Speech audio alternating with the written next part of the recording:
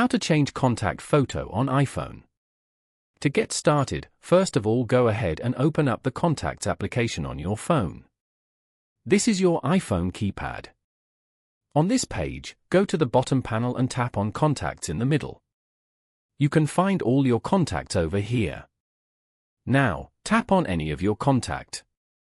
Here, you can view this person's contact information such as their name, photo, number, and more.